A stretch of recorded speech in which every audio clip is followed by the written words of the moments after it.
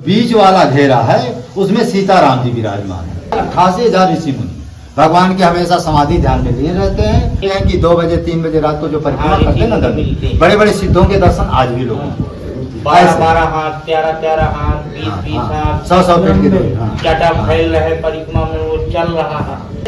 जो देख लेते हैं वो फिर बोल नहीं पाते हैं, किसी काम लायक नहीं रह जाते। ये खत्म हो जाता है या फिर उनका बाणी ही छिड़ जाती है या फिर आँख से वो हो जाते हैं। धैर्य जी अमरत्व तो है, उनका कभी नाश नहीं होता, लेकिन वो अदृश्य रूप में।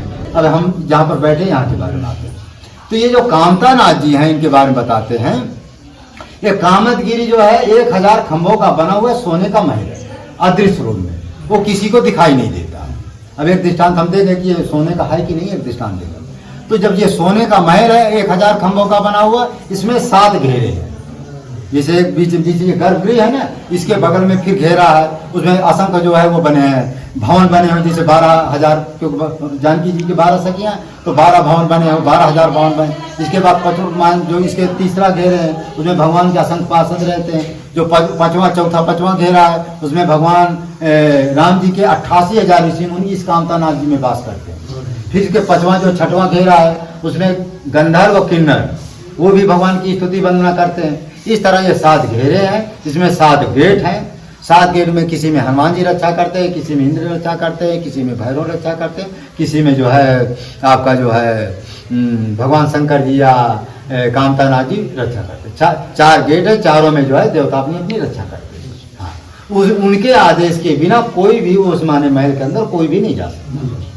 तो फिर क्या हुआ कि अच्छा घेरा कैसा है, जो बीच वाला घेरा है उसमें सीताराम जी विराजमान है और जो बगल में लक्ष्मण जी भी खड़े माने बीच में माने राम जी हैं, जिसे गर्भगृह में राम जी है। और जो दूसरा घेरा है उसमें भगवान जानकी जी की 12,000 सखियां हैं, जो भगवान जानकी जी की हमेशा सेवा में रत रहती, उनकी स्तुति वंदना भी करती, सेवा में बिल्कुल तैयार बैठी रहती कि माता जी कब आशीर्वाद दें, आदेश दें, हम सेवा करें। जो तीसरा घेरा भगवान के असंख्य पार्षद है, महाराज बैठे असंख्य पार्षद हैं, वो असंख्य पार्षद भगवान की सेवा में हमेशा तत्पर रहते हैं कि भगवान कब हमको आदेश दे, कौन काम करना है, तुरंत वो हाजिर रहते हैं। जो 5वां घेरा है उसमें 88,000 ऋषि मुनि भगवान के हमेशा समाधि ध्यान में लिए रहते हैं, वो भी हमेशा भगवान की स्तुति वंदना में लिए रहते हैं। 88 ये कामतानाथ जी का वर्णन में कर रहा हूँ, जो लोग परिक्रमा कर रहे हैं 5 किलोमीटर परिक्रमा।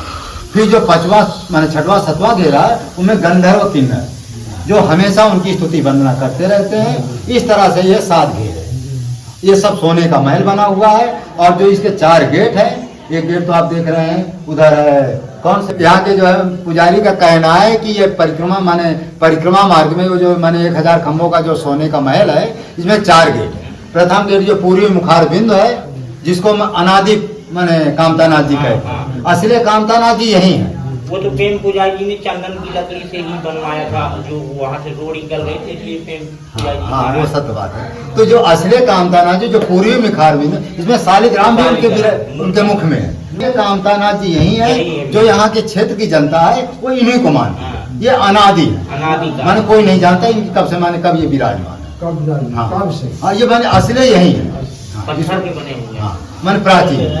ये प्रथम जो है माने वो है माने क्या बोलते हैं गेट। दूसरा गेट जो है वो है सुरागार। उसका दृष्टांत क्या होता है, एक बार कोई गाय थी मालूम नहीं, तो गाय क्या होती थी, भगवान अंदर तो विराजमान ही है, तो गाय रोज आकर के अंदर घुस जाया करती थी। वो देवी देवता की गाय थी, माने देवी गाय थी, माने वो थे माने एक तरह से मानो कामधेनु हुई, हाँ कामधेनु हुई थी। हाँ लेकिन वो क्या है कि जुक्ति से रहती थी, लोग हमको जान ना पाए, तो बरेतियों के बीच में एकाएक प्रकट हो जाती थी और उन्हीं के साथ चुपचाप घुस कर निकल जाती थी और किसी गाय का रूप भी बना लेती, भाई कामधेनु। तो बरेती सोचा ये रोज ये आती है मेरे पास और रोज आती है और रोज मिलती है, ये पता नहीं कहाँ रोज फिर कुछ देर के बाद गायब हो जाती। फिर बरेती उसके पीछे पीछे चला गया और जो गुफा में वो गाय घुसी वही गुफा में वो बरेती घुस गया। और देखा वहाँ राम जी, लक्ष्मण जी और जानकी जी, माने राम जी और जानकी जी विराजमान है और लक्ष्मण जी खड़े, और तुरंत दुहे और भगवान को दी। और ये जब पहुंचे तो देख करके आश्चर्यचकित हो गए। तो अच्छा जब दिए तो उन्होंने कहा कोई वरदान मांगो, हमको वरदान का सोना चांदी हमें चाहिए। तो उन्होंने एक मुट्ठी जानकी जी जो है जब इसके सब साफी पुल्लों में बांध दी तो इन्हें सोचा कि इस समय जवा तो इधर खूब होता है, सोचा ये मुट्ठी जवा की कार की उन्हें उठाकर फेंक। अब 2-4 ठो जवा उमर लग जाते, कपड़ा में ऑटोमेटिक लग जाते, हाँ लग गए। अब वो जब वहां गए तो मोती बन गया, सोचा इतनी कीमती मोती, फिर दौड़ा आया और गेट उसी समय बंद हो गया, गायब हो गया, वो पता नहीं चला कहाँ क्या। आज भी वो गेट बंद, हाँ गेट थोड़ी बहुत खुला होगा। तो अब क्या हुआ कि जो जवा था उसे खोजने लगा। अब भाई दिव्य जवा वो काहे मिलेगा, फिर बेचारा जो है दुखी हो, वो गुफा का भी खोजा, लेकिन कहाँ गुफा मिलने वाली, कहाँ वो जवा मिलने वाली, भगवान माता जी का।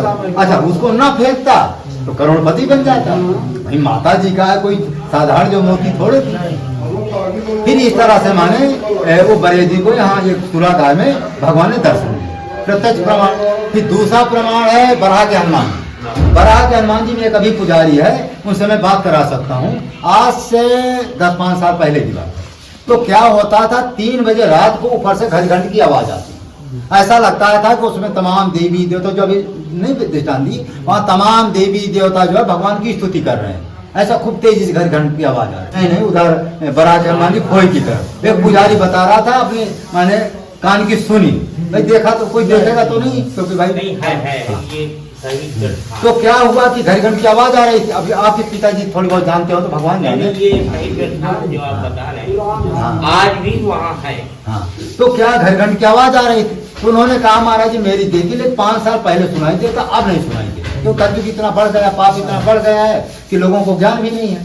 फिर क्या हुआ कि ये बात हमको बताया कि वो पुजारी है बहुत वृद्ध हो गया है, लगता वो बताया। तो इस तरह से अच्छा जो तीसरा गेट कहाँ पर है, जो सरजू धारा है ना, वहाँ का दृष्टांत हम आपको बताऊं।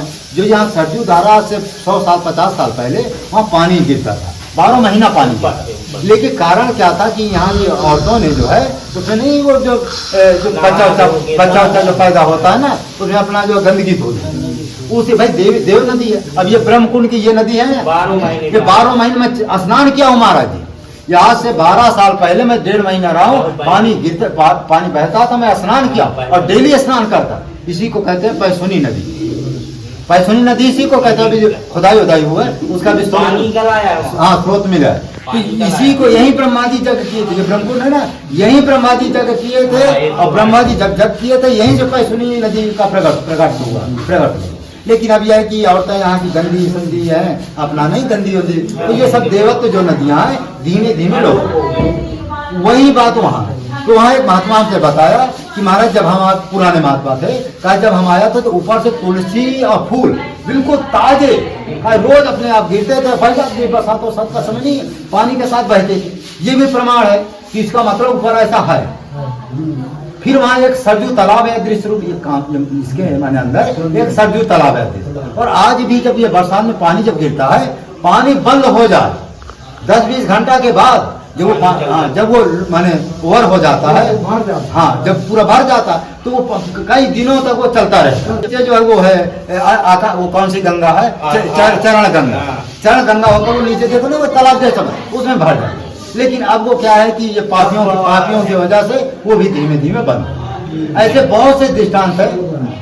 एक और दृष्टांत यहीं की बात बताते हैं। एक महात्मा जी थे, पंडित जी हैं, अभी की बात, पंडित अपने मुख की बात बता रहे। क्या है कि वो पर किसी बार कारण पर चल गए, तो वहां देखी कि ऋषि जो है माने लंगोटी पहने हैं और हमको दर्शन दिया और अंदर वो घुस गए। और ये अच्छा यहाँ की बरेदी थे तो गाय वाय ऊपर चढ़ जाती थी, ये भी चलते चलते चले गए। तो शाम हो रही थी, मैंने गाय को खोदते गए तो महात्मा ने कहा कि भाई ऐसा करो तुम यहाँ से चले जाओ। लेकिन इसके मन में आओ कि महात्मा कहाँ जा रहा है, यहाँ के पंडित बहुत हटी होते हैं। और कुछ ऐसी हवा चली कि एक जो पेड़ मैंने शिला हुई, और शिला पता नहीं कैसे ढूंढ के सीधा जो है वो जो वो मैंने बराह के हनुमान जी है कितना ऊंचा है, वहीं से वो गिरी।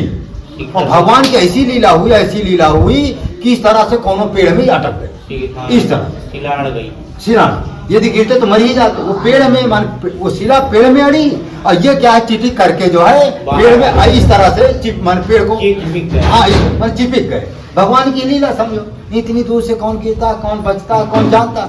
तो वो सिद्ध महात्मा जी के पास वो पंडित जी आज भी बच गए।